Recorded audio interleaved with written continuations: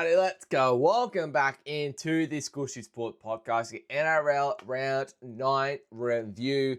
The games are all done over the 3 days. Also, we had the Women's State of Origin on Thursday, and it's just starting to slightly heat up as we get into the Origin period. We had a couple lackluster games, but we had an absolute couple cracker games as well, I thought. That Knights Rabbitohs game was absolutely off its fucking head. But before we get into it, guys, make sure you give us a like and a massive subscribe as well. We are so close to hitting 200 subscribers as well, which would be an absolute awesome achievement. So make sure you go click subscribe if you haven't already. Releasing 3 to 4 podcasts a week. Supercoach, all of the above, reviews, Teamless Tuesday, all coming at you for the rest of the season. Make sure you also go check out my socials down in the comments as well. I'm absolutely firing on all cylinders. But without further ado, let's get stuck straight into it. Let's have a look at the NRL ladder, how it is heading into round 10 this week. Magic round is not this coming week, but next week. I'm keen as fuck. One of probably the best rugby league week of the year. But starting at the top, we've still got the Penrith Panthers at the top there. Just got a 1-win lead at the moment. They do have the Raiders this week, so we'll see how that goes for them this week. Sitting on tied second, we do have the Warriors and the Roosters. You love to see the Warriors up there. How bloody good. Warriors are heading into a bye this week, so do get the 2 points there, which is amazing. 7-2 into the bye. If you told me that pre-season, I would have been ecstatic. Roosters are also playing well, 5 on the trot as well. And so they are now sitting second. On 12 points, we have Rabbitohs, Tigers, Cowboys. Obviously, Rabbitohs and Tigers did have losses yesterday. Cowboys getting a win against the Doggies. Sitting on 10 points, 7th, 8th, or essentially tied 7th. We got Manly, Sharks, Broncos, and the Knights. And then sitting on 8 points, Dolphins, Doggies, and the Raiders. Sitting on 6 points, Titans and the Eels. And sitting at 16th at 2-7, 7 losses in a row, the Melbourne Storm. Who would have thought after they destroyed Parramatta round 1, they destroyed the Dragons in round 2, that they would have had 7 losses in a row after that. And then Dragons finally off the donuts because they had a bye. They're still 0-8 on the season, but they're now sitting on 2 points. Hard to believe they're sitting just 2 points behind the Melbourne Storm after 9 rounds. But without further ado, guys, let's get straight into the game. So starting off Friday night, we had Bulldogs and the Cowboys. Cowboys winning this one 28-12. Now, this was not the prettiest game by all means of the week at all. I thought it was a pretty ugly game, but where do I start? Let's start with the Cowboys because they won the game. And look, Cowboys, for the first 60 minutes of the game, they got absolutely dominated when it came to possession. I know it says 50-50 possession, but it just felt like, especially that first half, Bulldogs had all the ball. They had all the chance. I'm not sure what the stats looked at halftime, but Doggies had all the chances, and Cowboys just kept holding. Cowboys actually had the lead at halftime. They actually had the lead at halftime through Ruben Cotter and Scott Drinkwater. Actually had the lead, came out from 6-0 down to lead 12-6. And then a bit of a scungy try by the Doggies to get it back to 12-all. And then Cowboys just held in. And as soon as they got their first sniff of a line break with Tom Chester through Scott Drinkwater, they just completely turned it on and just ran over the Bulldogs here. I think it just came down to pure effort in the end, really. Just had a real good crack compared to the Doggies. Tries of Drinkwater, Clifford, and Braden Burns to finish off. Ended up winning 28-12. Ended up winning 13+ in this one, which is actually quite insane. Standouts for the Cowboys in this one here. Obviously, Scott Drinkwater was fantastic once again, getting a double. Thought Braden Burns was unbelievable. Had such a good crack. He just has a crack every single game. And against his former team, we're probably always going to have a really good crack. Scored a try in this one. Ran for 225 meters, 79 post contact. Had a line break, 6 tackle breaks in this one as well. He was unbelievable. Thought Tom Chester really solid once again. 138 meters, 2 line breaks. Had a try assist as well. Really started that line break to an assist to Tom Chester. Really just set up the rest of the game for the Cowboys in that last 15. Who else we got? Thought Tommy Dearden controlled the game really well as well. Had a really nice assist to Ruben Cotter. And one of the probably the man of the match, honestly, for me, I'm just trying to think of anyone else. It's probably Reid Marnie. Where the fuck? I mean, playing against his former team after what happened last year, got essentially kicked out of the team. Man, he fucking turned it on. Played all 80 minutes in this one here. Had just look, he had 4 runs, but holy dooly, two line break assists, 2 try assists, tackle break, but 57 tackles to 3 missed. Reid Marnie, unbelievably, the star of the show in this one here. Supercoach wise, was absolute killer. But 57 tackles in the middle for Reid Marnie, and he was so good for the Cowboys in this one here. Ruben Cotter thought he was really good. Little audition just before Origin. I'd say he's going to get picked. Whether it's on the edge, whether it's on the bench, I'd say he's going to be there again. Obviously, shout out to Jeremiah Nanai. Unfortunately, has redone that shoulder that he just had reconstruction on in the off-season. So he already pulled himself out of Origin, but he definitely will not be there. I'm not sure what the timeline is like. But Thomas McKaylee off the bench as well, 162 meters. He was absolutely immense. 74 post contact, 30 tackles as well in the 50 minutes that he's played. He is really taking a step up this year. You really do love to see it from Thomas McKaylee. But Cowboys, as we said, they're running hot now. They're into the top 8. They're looking good. They're sitting, I think, 6-3 for the season now. I don't think they've had a bye yet. They're just playing some good footy. And we thought 0-2 to start the year. They had that Vegas game, and then they got smashed against the Tigers in round 2. We just thought, oh my god, is Todd Payton out the door? And I think they've gone 6-1 since then, which is pretty outstanding when you think about it. They're playing some really good footy, which is really good to see for the North Queensland Cowboys. Now, for the Doggies, what? Look, short term, what the fuck has happened since that Panthers game? They played so amazing against the Panthers 3 weeks ago, and they've just completely undone it. All they needed to do at that Panthers game was literally keep it up. Keep up those performances. Since then, they've got they got smashed against a depleted Broncos team, I think it was, and a depleted Eagles team. Yeah. So they got smashed against a depleted Eagles team, and then they got smashed against a depleted Broncos team as well. And now they go home and lose to the Cowboys by 16. And you know what? They didn't even look good at all.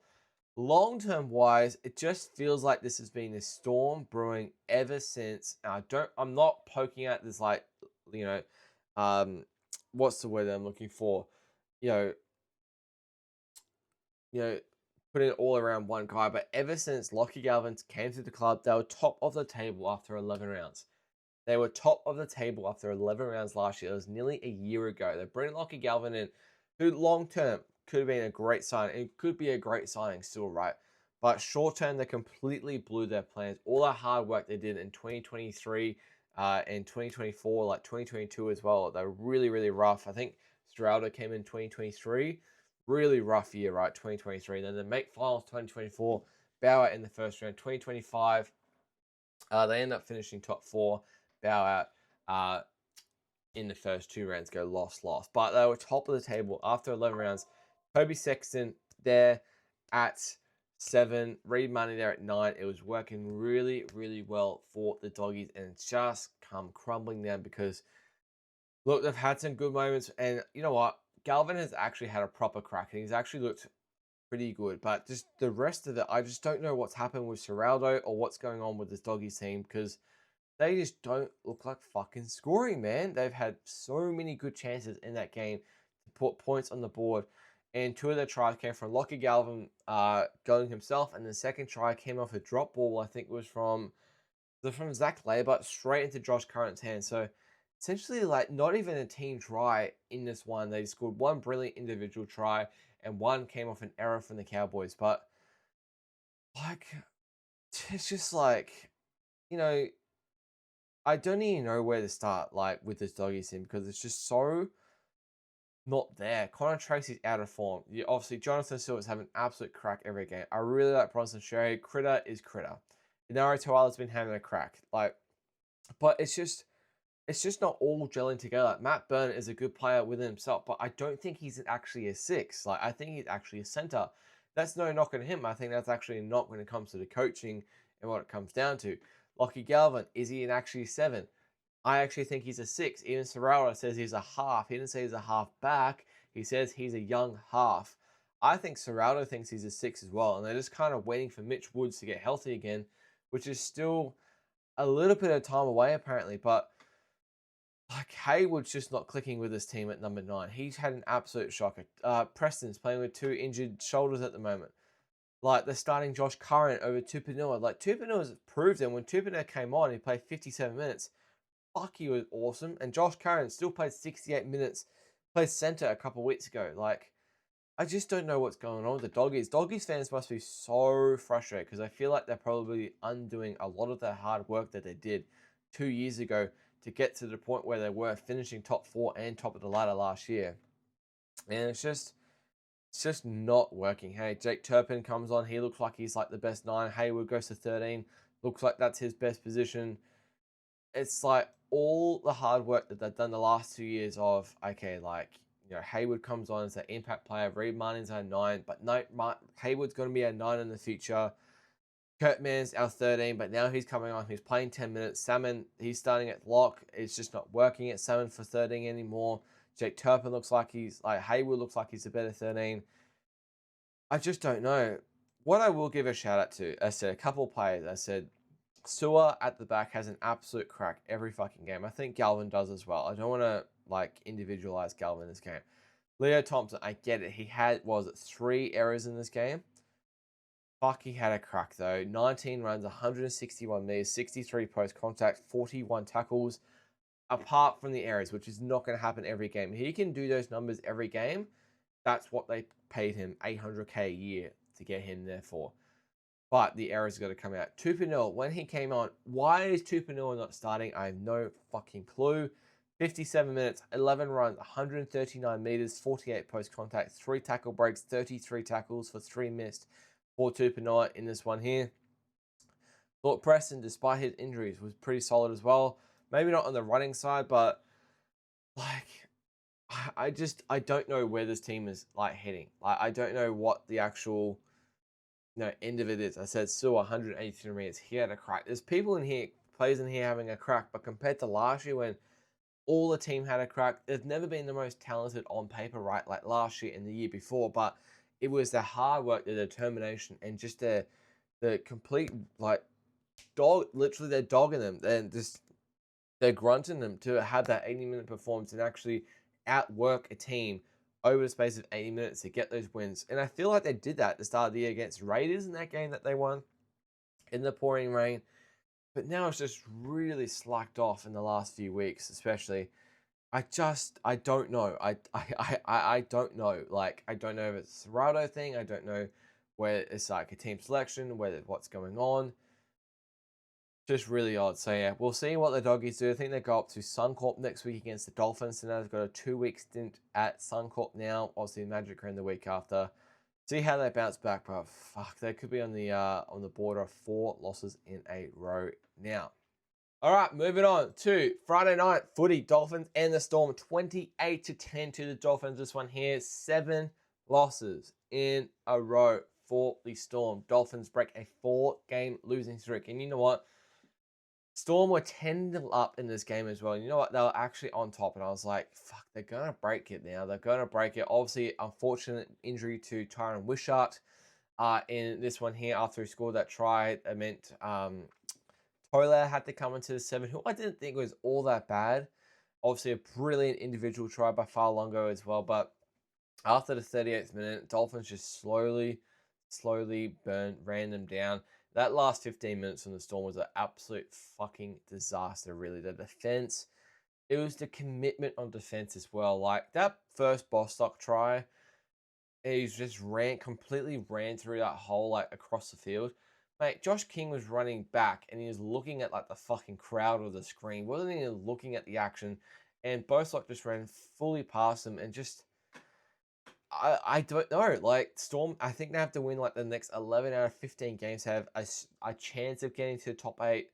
Still the buys to come. Still got Origin to come as well. It's like, I don't know. Like, it's like, you can't put this down to Hughes being out. You still got Harry Grant, Cam Mustard, and Suafala Longo.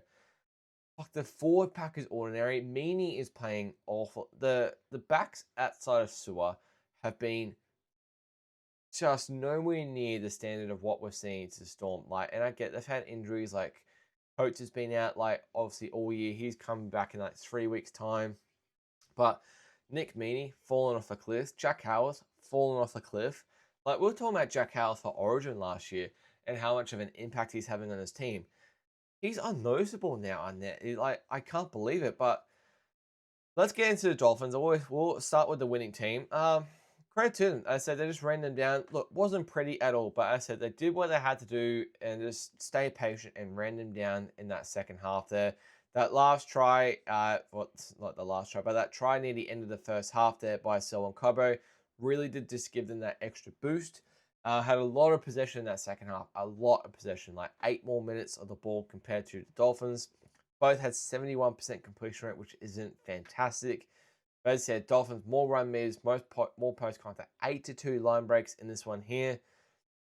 Average set distance nearly 45 meters to 36, which is fucking crazy.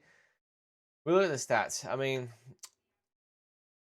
don't think there was anyone like really, really bad. Like standouts like Herbie, once again, 241 meters. Selwyn Cobbo, probably Selwyn Cobbo's best game of the season so far. I don't know whether it's like an Origin audition. I know Billy Slater was there watching. 228 meters for Cobbo, 23 runs, 72 post contact, 2 line breaks as well. Scored a try, 3 tackle breaks. Finally, we are seeing a Selwyn Cobbo that we know he has the potential of in the ceiling and what the Dolphins signed him for. He was unbelievable, easily his best game of the season. Started really slow. Herbie was awesome. 241 meters for a center is ridiculous. 99 post contact, 10 tackle breaks for Herbie in this one here. Thor Hammer, despite the sin bin, pretty solid once again. Bostock came in, played right center. Again, he was awesome. 2 tries, 22 runs. I can't see it down there. Sorry, my bad. 188 meters, 45 points contact in this one as well. I said scoring 2 tries. That second try as well, that fucking grab he got up there was unbelievable, I thought. Finifuyaki, I thought 210 meters. He has to be in the Origin, like has to be starting in this Origin team right on the right edge. How does he not get picked? Scored a try, 20 runs, 210 meters, 64 post contact, 2 line breaks for Finifuyaki, 4 tackle breaks as well, 28 tackles. Lemuelu was solid. As I said, not 2 really massive disappointments, I thought, for the Dolphins this one here. What I do want to mention, I said, I know he had 2 line break assists and 2 try assists. Izzy Katoa just feels like he's just not the same player that he was last year. I just thought he would probably take another step up this year, and that's why Dolphins would be probably in a better position than what they are now. And this is, like, by all means, they can easily make top 8, even potentially chance of top 4. They really turn it on. But Izzy Katoa, I think he was leading the Dally M's halfway through last year, right? And it's just, since that last half of last year and then the start of this year, it just hasn't quite continued on the same sort of pipeline that we were seeing, and he's had some really good moments, Izzy Katoa. But in regards to 80-minute performances and absolute dominating the game, we haven't seen it quite like we did last year. And absolutely no knock on Izzy Katoa at all. I think he's an absolute immense talent, but just haven't quite seen it. And I know, and that's me almost giving him a compliment because we have the potential that we know he has, right? Like, I'm talking potential to literally be side by side with Nathan Cleary in Origin. I could have been this year, but next year or like later down the track, 100%. But still, pretty solid. 2 line break assists, 2 try assists, 116 meters, 17 runs he had as well, 29 tackles for 1 miss in this game for Izzy Katoa. But all around for Dolphins, pretty ugly in the first 30, but once they scored that first try by Cobbo, they just ran down the Storm and absolutely dominated that second half, winning it 22-0. All right, for the Storm. Man, it's just like, yeah, it just gets from bad to worse. Obviously, unfortunate with the Craig Bellamy news during the week, but yeah, I just don't know. It's just what is going on. Like, apart from Sua, he's 241 minutes, obviously scoring that try for the back 5. Howarth average 123 meters, Meany 102, Peel 100. I know he's not known for his meters. Warbrick 95. For a guy like Warbrick to have 95 meters, it's just not good enough. Stefan 103, Josh King 101. Spoke about Josh King absolutely staring up at the ceiling, at the sky for that boss lock try. It's the forward pack is just letting him down, which really doesn't help Harry Grant to do his thing, and then Munster to do his thing. As I said, I thought Trent Tola wasn't even that bad when he came on. Like, considering the circumstance for him to come on and shuffle around and go into that 7 role, I didn't actually think he was that bad. But it's just not all clicking for the Storm at the moment. Lasardi first game back, I thought he was solid. Looked keen as. I thought he looked pretty gassed at the end of it though. He played 63 minutes, 110 meters in this one here. How many tackles he had? 41 tackles for no missed. Lasardi in this one. Harry Grant 54, 6 missed. Like Josh King, he made a bunch of tackles, but fuck, it's just they're not getting any go forward, and it's just like Stefano is meant to be an Origin caliber forward. I don't know if he's going to get picked. I'd say so, but 32 tackles for 100 meters, it's just not cutting it for the Storm at the moment for a team that's lost 7 games in a row. Just making silly errors. They look blasé on attack. Munster just looks kind of like a shell of himself, but you can almost guarantee as soon as he puts that Queensland jersey on, it completely changes. But it's probably due to what's around him at the moment. It's just not the Melbourne Storm we're used to seeing. They just don't look potent on attack. I think they've got Hughes coming back this week, which is obviously an advantage. They're playing a depleted Tigers. If they can't beat a depleted Tigers with no Buller, no Coruscant, no Dewey, and no, I think KPP will be back, but 3/4 of the spine will be out for the Tigers. I don't fucking know anymore. Like, surely they can't lose 8 in a row. Felt like every week, surely they can't lose 3 in a row, 4 in a row, 5 in a row, 6 in a row. Surely they can't lose 7 in a row. And they're up 10-0 in this game. They lose 28-10. Yeah, so a bit of soul searching to go on with Melbourne Storm at the moment. As I said, so unfortunate, and I hate to see it for Craig Bellamy with the news during the week, but it's just not good enough for the Storm at the moment. And Craig Bellamy just looks lost. We've never seen it from Craig before. He just doesn't know what to do with the squad. I get it. On paper, the squad hasn't been as good as what it was last year and previous years. They made grand final and won the premiership. But every year they've made top 8. I think the worst has been like 5th or something, right? And they're just an absolute shell. Nick Meaney's an absolute shell. Howarth is an absolute shell of himself. They're starting, injuries. They need Coates back desperately, right? But I said it starts from the front. Stefano and Josh King have been majorly disappointing. And you know what? I actually thought Trent Loiero had a good hard fucking crack in this one too. Despite him playing 47 minutes, I thought he had a good old crack, but it's just not good enough from the Storm. It's just not good enough. All right. Saturday afternoon, 3 games. Raiders winning this one over the Titans 28-12. Wow, the first 3 scorelines are very similar to each other, aren't they? What was it?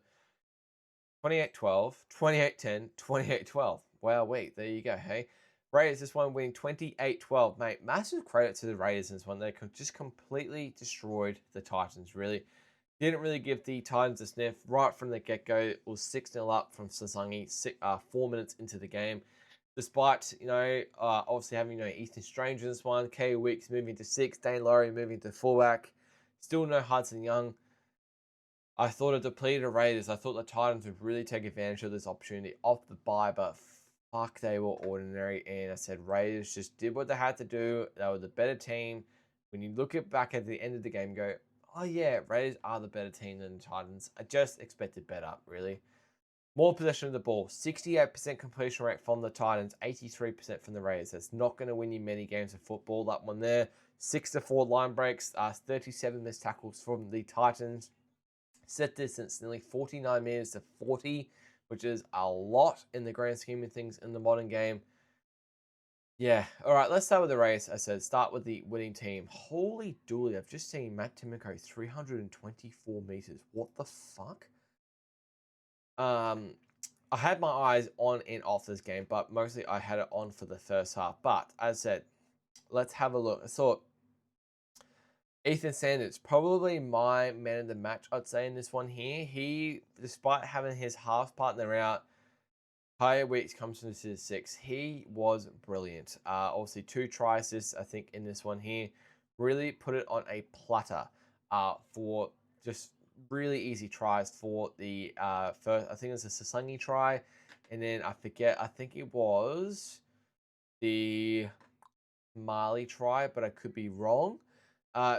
He was awesome. Ethan Sanders, probably his best game since round 1, I want to say. 2 try assists, 3 line break assists for Ethan Sanders, this one here.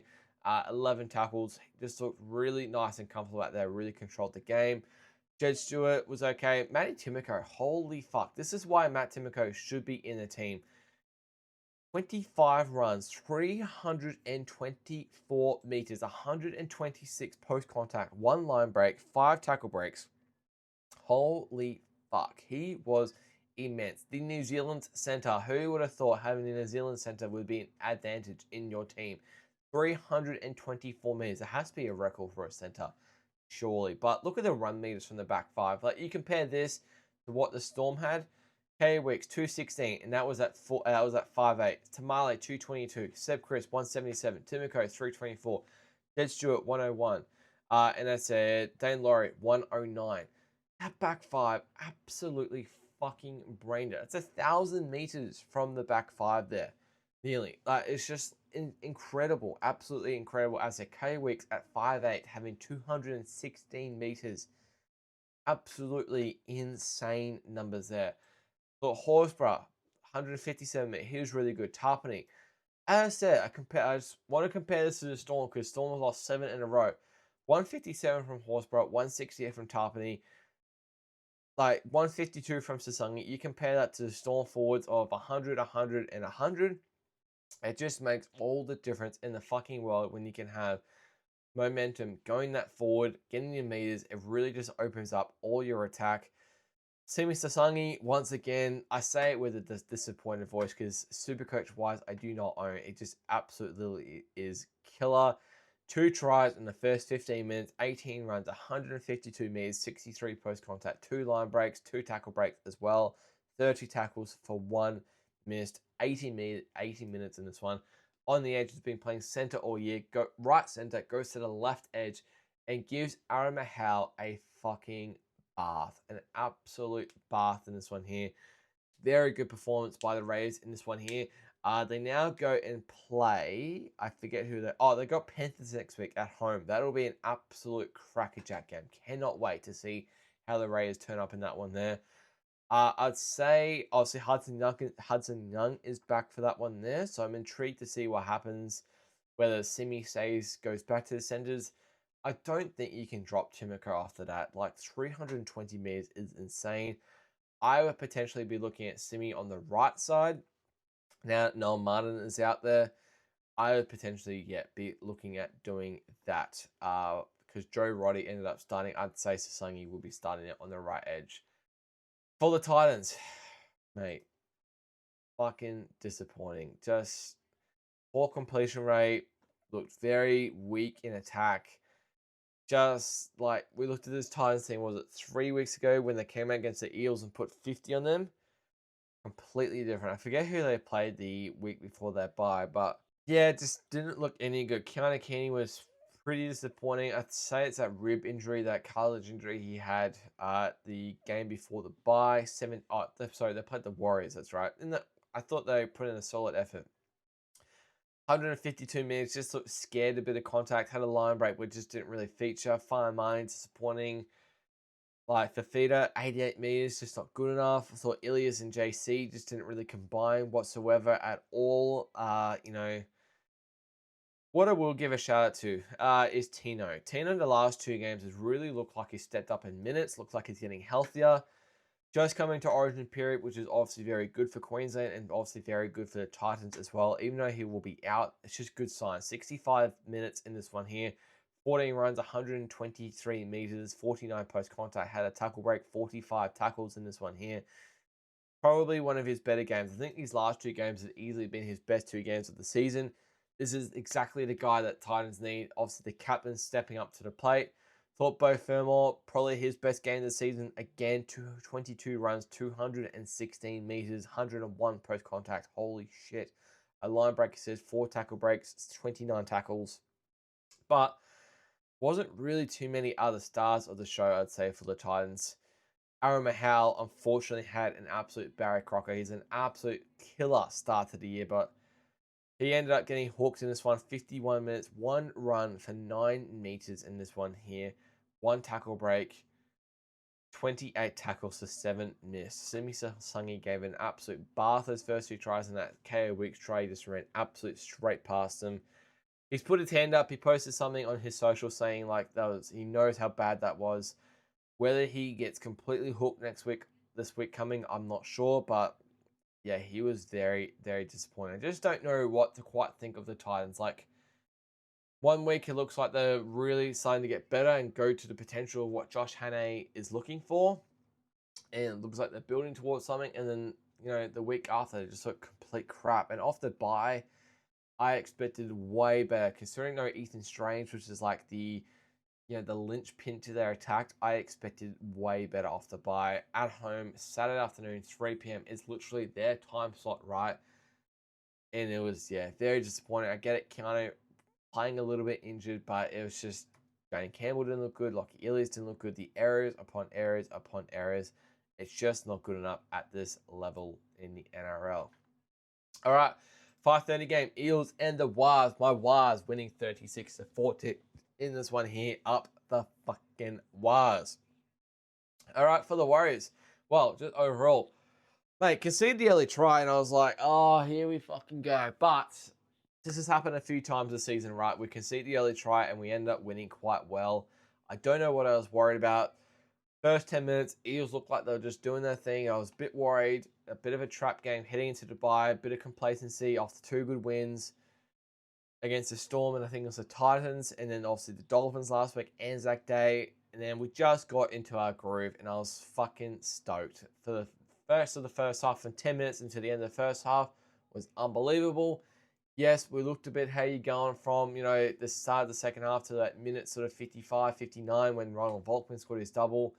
But you know what? As soon as Aaron Clark came on with 20 minutes to go, whether he was obviously meant to come on, whether Andrew Webster identified it, mate, we fucking kicked their ass in the last 20 minutes. Came home super strong, whether it's a fitness thing as well. To win this one by 36-14. Very, very, very happy heading into the bye now for the Warriors. 7-2 heading to Magic Round, coming up against the Broncos. Cannot fucking wait for that game. Cannot fucking wait. Have a look at the stats. Possession-wise, pretty even. Completion rate, 86% for the Warriors. Very key compared to a 70 for the Eels. More run meters, more post-contact. 8-4 line breaks in this one. 38 missed tackles for the Eels. What I will say, and I know a lot of people will say, is, the refs were on the Warriors side in this one. I did feel we got our fair share of 6 agains, but 8-3 penalty count. We also had 8 ruck infringements. So Eels had 8 6 agains in this one here. They had more than enough opportunity, but they looked predictable on attack. Their defense was weak. They had 13 errors as well, and I said they conceded 8 penalties in this one as well, along with a 5-6 against. So kind of their worst enemy at the end of the day. I get it. A couple calls may have gone our way, but we still won 36-14. Are you really going to come out and say if those decisions went the other way that Eels would have won this game? No, I don't think so. We completely ran them down in that last 20. They looked absolutely dead and buried, fatigued, and we just looked a fitter team. As I said, they had the opportunities. They just looked very predictable on attack, I thought. 2 of their tries came from kicks. And then one of them was a really good individual play by Ronnie Volkman. But let's start with the Warriors in this one here. Star of the show, once again, Jackson Ford, my guy, should be leading the Dalians once again and should have all but locked himself up a New South Wales jersey. And what I think should be a starting New South Wales jersey as well. How this guy is not going to be in Origin, I will never know. He has to be there, right? Mate, 71 minutes. He only got pulled because we were up 30-14 by the stage. Scored a try, 18 runs, 177 meters, 71 post contact, a line break, 2 tackle breaks, 50 tackles for 1 minute, and 2 offloads. Mate, what this guy is doing this year is literally Payne Haas numbers, and we put Payne Haas on his own pedestal because of what he can do. This is literally the same. What him and Alex Twal are doing this year is unbelievable. It should not go unnoticed. It is fucking incredible. Absolutely incredible. Jackson Ford has been immense for the Warriors this year. And I literally think there's a big reason why he's leading the Dally M's. I get it, Dally M's are controversial, whatnot, but he deserves to be leading it. I think he's literally been the best player in the whole of NRL this year. He has been unbelievable, Jackson Ford, and it just sets such a stage for the rest of our attack to gel and let Tanner Boyd and Chanel do the work for the team. You can see when we score our tries, we've got oodles of space. We're not just scoring tries 10 meters out, we're scoring tries from 30, 40, 50 meters out because of the space we're getting that comes from Jackson Ford and the meters that we're getting. Same with Fish as well, and we're even missing Barnett, but holy fuck, that brings me on to the next guy, Dimitri Valmunga. My God, this guy is an absolute weapon. 32 minutes off the bench, 9 runs, 91 meters. Those 9 runs were hard as fuck. 32 post contact, 4 tackle breaks in there, 14 tackles and no missed. Mate, that back fence run he did off the kickoff, he was running full pace. He absolutely, I don't know who he bowled over. He bowled over a couple people though. Holy shit. These forwards are working so well as like a little trio at the moment there. And you still got Mitch Barnett, a origin forward, to come back into this team. I'm not sure where he's going to come back. I don't suspect he's going to play origin just because of like the lack of game time that he's had. But still, we've still got him to come back. Like AKP, as soon as he starts in this team, I think it was 3 weeks ago. I think he debuted against the Titans. Unbelievable. He's been so fucking good. Scored double once again. It's 168 meters, 27 post contact, 2 line breaks in this one here, 4 tackle breaks. This is the guy we've been needing on our wings, the speed. We've been needing the speed, and this is no disrespect to Roger, because Roger's been awesome at centre, but Roger on that left wing has just been a little bit slow for what we're needing. AKP's ability with his speed to get around blokes, that first try that he scored, to get around, I forget who it was on that wing there, but I think he is like one of the only blokes that probably could have scored that try, because his pace just absolutely blitzed them. It was unbelievable. So good to watch. I may sound like I'm just like completely hyping up my team, as I rightly fucking should. We're second on the table. We're 7-2 for the year. We're playing unbelievable. DWZ has been awesome. Roger at centre has been awesome. Tane had a really another solid game. That assist, that fucking flick out the back. Benji Marshall, who? It's just so good. Chanel controlled the game. Tanner controlled the game. Wade Egan, HI plays 29 minutes. Sam Healy comes on. Fucking brains it. Sam Healy is so ready. I'm actually quite scared that we're going to lose Sam Healy because of just how good he has been. Aaron Clark, I didn't even speak about him. Immense. That second stint he came on was unbelievable. 50 minutes, 179 meters, 69 post contact, dinner for 2, line break assist, try assist, 3 tackle breaks, 27 tackles for 1 miss. This team is playing all as a team combined. They're just doing their job, and it's absolutely awesome to see. I cannot get over how good we are playing as a team at the moment. Everyone knows what the job is individually, which together as a team, as 13 players on the field, is just contributing massively. It is absolutely so fucking awesome to see, and the future looks so bright. And this is without Luke Metcalf. He was on the bench, didn't get on for this game. I think Andrew Webs has already come out and said that Chanel, Harris Tavita, and Tanner Boyd will start at Magic Round. Why would you make changes? If it's not broken, don't fix it. We're 7-0 with this halves combination at the moment. 7-0. It's crazy. So bloody stoked with the Warriors at the moment. For the Eels, look, they had a good fucking crack. I don't think this is anything due to effort. They just lost a bit of fatigue at the end of that game, I think. Like, they had a good crack. I thought Ronnie Volkman was really good in this one here. I thought Josh Papali had a good crack. I thought Adokar had a good crack. Brian Kelly. Penasini was okay. What was it? That offload, I think it was from Brian Kelly, that bomb that he got, that crossfield kick. He was gone. He was tackled on fifth, and that ability to get it out to Penasini was unbelievable. I could not believe it. I was so shocked at what I saw there. Junior Barlow, 151 meters. Jack Williams, 135. Moretti, a bit disappointing in the middle there. But DeBellin was a little bit disappointing as well. Obviously, Riley Smith went off in the 8th minute as well with a sternum injury, but I thought Talon De Silva was not that bad, really. But it's just, I think they just came up against a better team at the end of the day, really. Like, though in this game, it was, 18-14 with 15 minutes to go.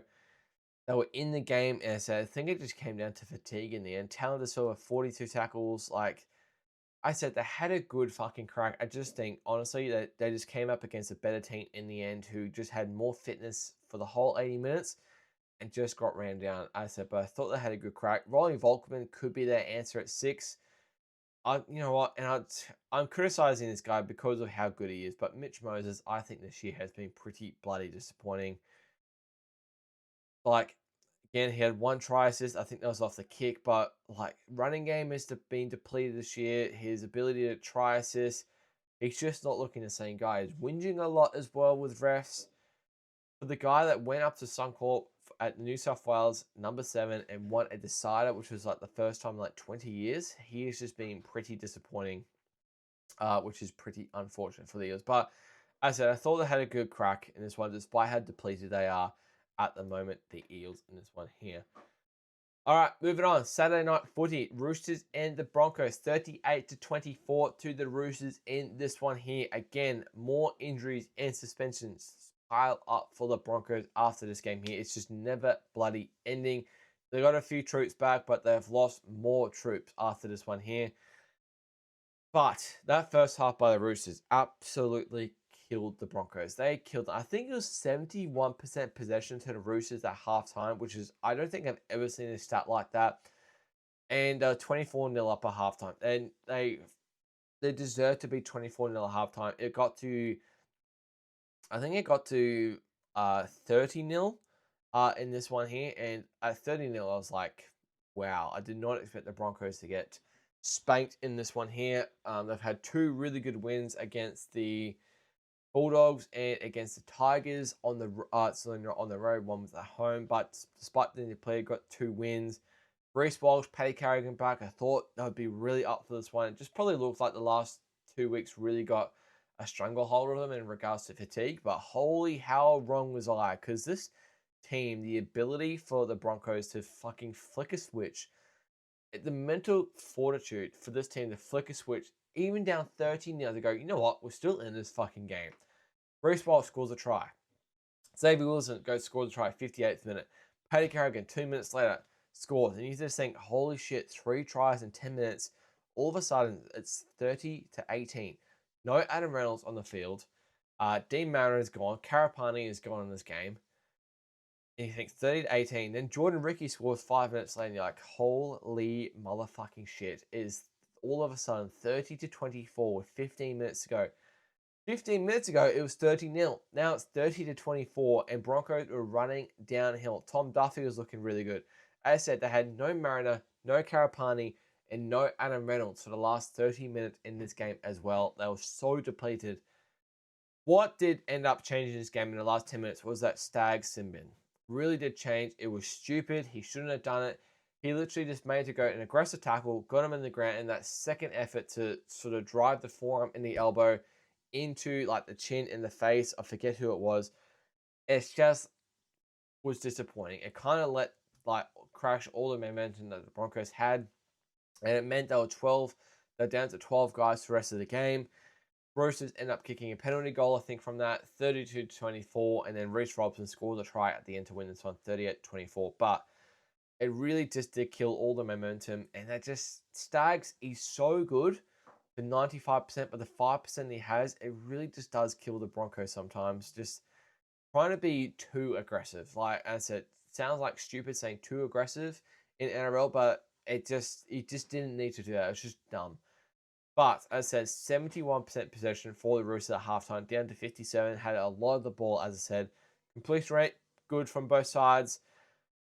Broncos had 1,000 run meters for the game, and they managed to still be in this game. Hardly any post-contact. Roosters, 30% more like run meters, 30% more, like nearly double the amount of post-contact meters. 5 line breaks each, Defense, very good from both sides. 15-14, that's very good. Set distance was a bit down. It's very unusual, but I think Roosters just started their sets like very in the Broncos half. Broncos just couldn't get out of their own fucking half in the first half. But let's start with the Roosters in regards to players. So, I mean, I thought they were solid all around the board. That first 50 minutes, they were really solid. Teddy was all over them in that first half. Tupou was. Tavalla looks really good on that left side. I think Toya had a bit of a down game. Obviously, Mark Nwangeni Tawase suffered an ankle injury, syndesmosis. 26 minutes in, he got it early on, just tried to play on. He's out about 6 to 8 weeks now, apparently.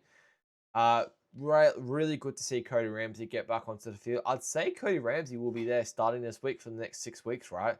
DCA thought he looked good. Sammy Walker's really started to improve since after the bye round, which you expect. Scored a try, 5 conversions for this one, 12 runs, 89 meters, 21 post contact. Really good. I thought Naf White was really solid in this game. Reece Robson obviously scored that try. Really a battle for who's going to be starting in this New South Wales number 9. I think it's going to be Blake Brayley just based on form.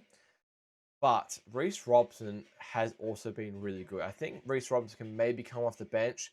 I think you're asking a lot of Blake Brayley to come and play 80 minutes in his first Origin game. Lindsay Collins also got injured in this one in there as well. Siwa Wong, pretty good as well. I thought Angus Crichton is, as a Supercoach owner, I watch him very closely, and he is shitting me to fucking tears at the moment. He's just lost all the speed and power it seems in the last 6 months. I don't know what's happened. 45 post contact, 77 minutes in this one here. He ended up going off in the 65th minute with a knee injury. I think he's okay though, but again, just a bit disappointing. Nat Butcher has been an absolute highlight, I think, for the Roosters coming off the bench. He had 58 minutes in this one here. Scored a try, 23 runs, 175 post-contact, 64 post-contact as well. Had a line break, 2 tackle breaks, 28 tackles for no miss. He has probably been one of their form forwards, really, of the comp so far. He has been unbelievable. Yeah, Roosters got the win. Look, so they dominated for the first 50 minutes, 13-0 up, and they just let the Broncos get back into this one very, very easily, it seemed. But I said, Roosters, they've won 5 in a row now. They're sitting tied second on the ladder, 6-3 for the season.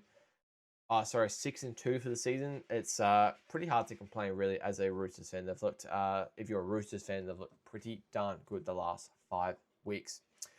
For the Broncos, as I said, look, they got absolutely caned in that first half. Looks like they just didn't really get off the bus, but their ability to just flick the switch when they can should not go unnoticed. What Madge is doing to that team is fucking crazy.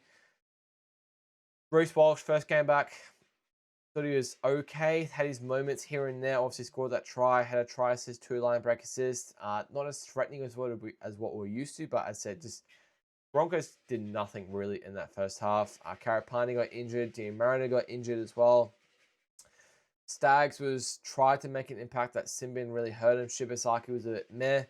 Adam Reynolds went off with the HIA Cap 1. He's out next week.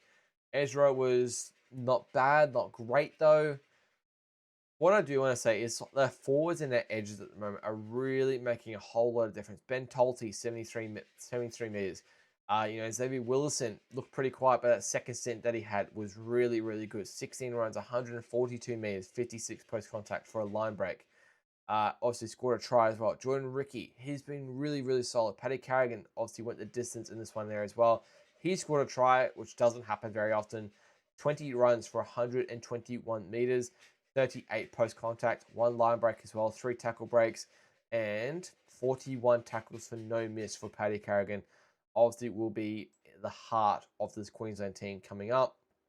But as I said, they just got absolutely killed in that first half, right? And really, if it's any lower, they probably go and win this game. But as I said, really, really strong by the Broncos in that second half. They just looked, I don't know what to think of that Broncos performance because it's just completely 2 different halves, right, from the Broncos. I think who they've got next? They've got the Manly Seagulls next week, which will be a really interesting game. Obviously, Manly were pretty solid against the Panthers. just really, yeah, I don't know what to think of this Broncos performance. Like I said, credit to them coming back, but I said that first 50 minutes, they just got absolutely caned. Absolutely caned. All right, on to Sunday afternoon. Knights and the Rabbitohs, 42-38. Defense was not an option in this game. Looked like a fucking game of Oztag out there. Touch footy. It was, to the absolute rugby league enthusiasts, it was probably an absolute disgrace. I loved it. I just thought that some of the attacking tries that we saw in this game was awesome. And the comeback from those South Sydney Rabbitohs, despite not getting the win, was unbelievable. Holy shit. What was it once? Like, so many tries in this game. 7 tries each. 14 tries in this game. Literally came down to conversions in the end. Mate, what the fuck was this game? 28-10 to Knights at halftime. You just thought, holy shit. Once Marzi, once Ponga, once Sharp, once Lucas is back in this team, Frizzell, they are a really strong team and potentially a top 8 team once they're healthy. Kalen Ponga makes such a difference to this team. But then Rabbitohs, just like we saw in Perth against the Raiders, they can just run down a team just with how good their attackers. Cody Walker, Tallis Duncan, Alex Johnson, Latrell Mitchell. Latrell Mitchell. Holy shit. He is in some form at the moment. He is just playing absolutely on one at the moment. It is insane what Latrell is doing at the moment. Possession-wise, pretty even. Completion rate wasn't that fantastic from both teams. Run meters very similar. Post-contact similar. 9-5 line breaks to the Knights in this one here. 30 missed tackles to South. Average hit distance very similar. So all in all, a pretty even game actually in the end here. I said Knights just getting that game-winning try by Trey Mooney at the end of this one here to win at 42-38. Let's start with the Knights in this one here. Where do you even start?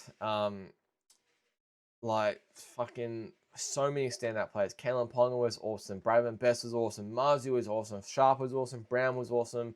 Trey Mooney, awesome. Dylan Lucas, awesome as well. Like, so many standouts for the Knights in this one here. That's really combined well. Ponga was on one all game. First game back from injury. 21 runs, 203 meters in this one here. He didn't score a try. Line break, try assist as well. 7 tackle breaks. His ability to just tear a team apart is insane. Look, I don't think he'll be the origin fullback. I think it'll still be Walsh, but I think he should still be in that 6-man bench because that X factor, if Bruce Walsh cops a HIA, his ability, he can go into the halves. His ability as an X factor to just break a game open.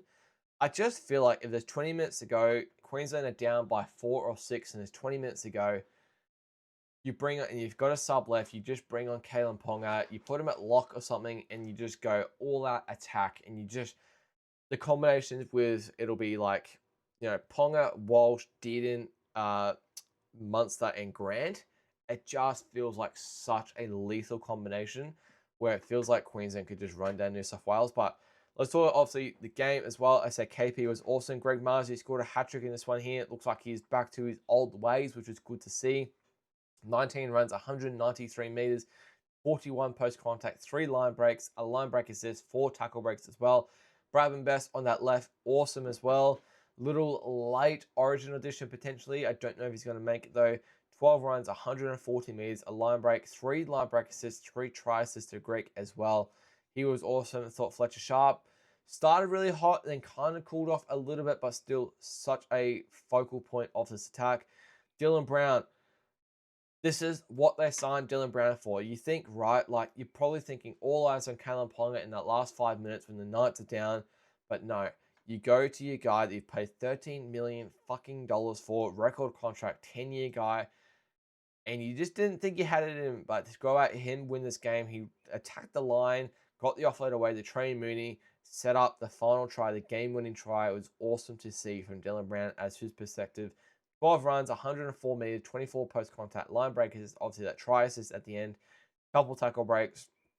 Exactly what you want to see from a guy that you're paying $13 million a year for. Trey Mooney, holy shit. Fucking get that up, yeah. 48 minutes in this one here. 2 tries for the prop. 15 runs, 143 meters, 35 post-contact, 2 line breaks, 5 tackle breaks, 32 tackles, 0 missed from Trey Mooney. A guy that looked like he started really hot the season. Can score a try, but His work in the middle probably a little bit down in the last few weeks, but holy shit, he was unbelievable, I thought, in this game. It's exactly the type of player, the prop, that the Knights are looking for now that they lost Leo Thompson. He's been the same level, if not a bit better, for the Knights. He's been unbelievable. Dylan Lucas, first game back off the throat injury, 80 minutes in this one here. Obviously not hampered by a hamstring or anything, but 2 tries, only 10 runs for Lucas, which is a bit down, but 22 post contact. I had a line break as well. Obviously 35 tackles and 1 miss in this one. He was awesome. Matty Croker was awesome there as well. Just all around really solid performance by the Knights in this one. I get it, they conceded 38, but holy fuck, their ability to score 42 is insane. For the South Sydney Rabbitohs in this one, holy shit, they conceded 42, but they also scored 38. That left edge is fucking scary. These 2 left edges were insane by both teams in this one here. Mate, what Latrell is doing at the moment is just insane. Probably, I called Jackson Ford the form player of the comp. Probably Latrell. Scored a try, 5 out of 7 conversions, 13 runs, 164 meters. 30 post contact, had a line break, 3 line break assists, 2 try assists, 7 tackle breaks, 3 offloads. Holy fuck. As soon as he gets the ball, it is alarm bells for any team facing him because he gets 2 or 3 people on him. He gets the winger to come in, and that just opens up so much space for AJ. He's not scared to give the ball off to AJ as well. They're just feasting on that left side at the moment. And also, Fafita's out, but they put Talos Duncan in that left edge. It is a force to be reckoned with. That left edge it is fucking insane. Obviously, Jackie White, and hope he's okay. It looked like he went off with a pretty bad, I think it was a forearm injury, not 20 minutes in. I'd say he will be out for an extended period of time. But just, AJ was awesome. 2 tries. Obviously had that try assist to Latrell. 3 line breaks, a line break assist. 2 try assists, 2 tackle breaks. He was immense. AJ in this one there as well. Duffy was solid. 218 meters at the back. Cody Walker did nothing in the first half, but looked way better in the second half. Keon had a solid game, 15 runs, 155 meters. Just not quite good enough in the end, really, for South Sydney. Defense, big issue. Massive issue right on that right edge. As soon as Wyden got injured, Knights did the right thing. They just attacked that edge. And, Latrell going up against, I think it was Graham Talfa, absolute mismatch. It was just sorry, Latrell wasn't going up against Graham Talfa, but sorry, excuse me. I said the right edge of Best and Marzu going up against Graham Talfa, and it would have been Campbell Graham. It was an absolute mismatch. Kalen Ponga, Bradman Best, and Graham Marzu absolutely tore them apart. So I don't know what to think of South Sydney. Obviously, coming off that Anzac Day win last week, which was so good, but then to come back and concede 42. They've obviously got the points in them. We know that, but to concede 42 is a bit meh. Play the Sharkies next week. I have no idea what to think of that game. They've really got to fix their defense because come finals time, I think they make top 8 easily, if not top 4. Their defense has really got to improve. Which is unlike a Wayne Bennett side. All right, second last game of the week, Sharkies and the Tigers, 52-10 to the Sharkies this one here. The Tigers cannot win the comp. I repeat, the Tigers cannot win the comp. They're conceded 50. They are out of contention. The Sharkies, man, I just don't know what to think. The Sharkies, one week they look so fucking good, and then the next week they just look so trash. I don't know, it's concerning the Sharks' ability to go beat up on a depleted team. They're flat track bullies to the fucking moon. Tigers are so depleted, right? And you know what? They're down 10-6 in this game, but Adam Dewey is gone. They had no Buller, had no Coruscant, no KPP. They'd lost 3/4 of their spine. And they just go beat up on depleted teams, but it's their ability to go play a top 8 or a top 4 team is when they really start to struggle. But I guess I gotta talk about what's in front of me because fuck, they turned it on, man. Like I said, they were down 10-6, but from 20th minute on, what was it, 46 unanswered points for the Sharks. It was 18-10 at halftime. They won the second half 34-0. Tigers just looked like they just got so tired at the end, right? 4 tries in the final 15 minutes, but so many standouts for the Tigers, for the Sharks as well. That's 63% possession. I think the Tigers got over halfway like once in the second half and ended up throwing an intercept the next play. So much time in possession, which is ridiculous. 80% to 61% completion rate, which is huge. Nearly double the run. They had 2,000 run meters. Nearly double the run meters. Double the post contact. 5-3 line breaks. Set distance way more. They just completely turned it on the Sharks and just destroyed the Tigers in this one here. For the Sharkies in this one here, Kale Iro, back-to-back hat-tricks. Holy dooly. We've been waiting for Kale Iro to turn it on, and he finally has. I said back-to-back hat-tricks, 14 runs, 151 meters, 55 post-contact, 2 line break, a try assist as well, 5 tackle breaks. He was bloody good. 2 offloads as well. Nico Hines absolutely destroyed them as well. 8 out of 9 on the boot. Scored a try himself off the intercept. 14 runs, 149 meters, which is what we want to see from Nico. 13 post-contact, 2 line break assists, a try assist as well. I think he had 2 offloads as well. Brett Brayley, awesome. I think he's pretty much all but locked up the New South Wales number 9 jersey. I know we spoke about Reece Robson before, but I just think Brett Brayley is probably the form number 9. I know Harry Grant is over the long term of things. I just think Brett Brayley has just been, what he's done in the last 12 months has been extraordinary. He has been unbelievable. Blake Brayley just so bloody good. Teague Wilton also scored a hat-trick because everyone thought that was coming. Obviously, he was good 80 minutes on the edge there as well. Colquhoun, massive off the bench. 34 minutes, scored a try. 15 runs, 158 meters, 55 post-contact, a line break, 2 tackle breaks, and 22 tackles for 1 miss. He was massive off the bench for the Sharkies in this one here. Obviously, McInnes played 39 minutes in this one here. So, did he get injured, McInnes, or a HIA, or just coming back from injury? Not quite sure. But Stone Street was awesome as well. He scored a try in this one. 16 runs, 167 meters. Talakai, 182 meters. Really strong performance by the Sharkies. But one thing I do want to talk about is AFB. Because AFB is obviously Origin eligible this year, and I know I keep talking about Origin, but I just don't think AFB is ready for Origin yet. I know people seem like he's a certain, but the way that Jackson Ford's been playing, the way that Terrell May has been playing, I would have them over AFB at the moment. And then I would have either I'd probably have Isaiah Yeo in the front row with Cam Murray at lock. I don't think AFB is ready. Just 49 minutes, 14 runs, 100. I get 192 meters, but just it looks meh. It looks 21 tackles. It just looks eh. I don't know if he's ready for the pace and the intensity of it. Like, I'm happy for him to prove me wrong, but I just don't think he's ready for the intensity that is Origin yet. And I'm really criticizing him, but I just think it's true. Britton Nickera, I don't know what's fucking happened to Nickera the last 12 to 18 months, but for him, 75 minutes to get his opportunity starting, 12 runs to 87 meters. It's just not good enough. 2 tackle breaks, 20 tackles, 4 missed. Look, I know Sharks put on 52, but there's still a couple little negatives from the Sharkies, I thought, in this one here.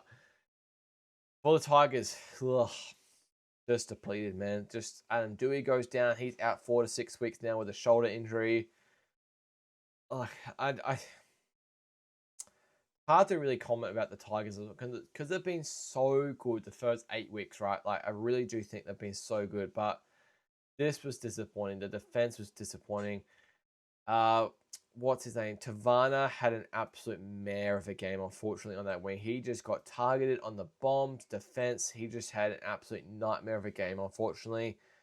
They were up 10-6 as well, but just couldn't get anything going in this game here. Like, Taylor May was okay. Staffatoa was meh. Taruva was meh at the back there. Lily tried. Like, Luai with that Dewey couldn't really do anything. Like, the one big standout I thought was Samuel Afinu. Despite his injury in the first 70 minutes, I thought he was really good. And then Alex Twal, I think he's got to pick him for Origin because he's been immense, man. 73 minutes in the middle, 12 runs, 88 meters, 30 post contact, 3 tackle breaks, 3 offloads, 62 tackles for 3 missed. Insane. Terrell, 53 tackles for no missed. They were probably the only big standouts for me from the Tigers. So I thought Yam was okay, like as Yam as in Taylor May, but the rest of it was just nah. Tristan Hope, 57 tackles for 3 misses. It's pretty solid, but yeah, as I said, the back five I thought had an absolute nightmare of a game in this one here. And Luai just couldn't get anything going, couldn't get any go forward. They got destroyed in that second half. I think I said Bossy was talking about it. They went over halfway like once in that second half, and then the next play, I think it was Jock Mannon threw an intercept. But I'm really intrigued to see how this Tiger team goes without Adam Dewey for the next 4 weeks. Probably obviously rules him out of Origin 1, which is unfortunate. He was going to be like the perfect utility guy for the New South Wales.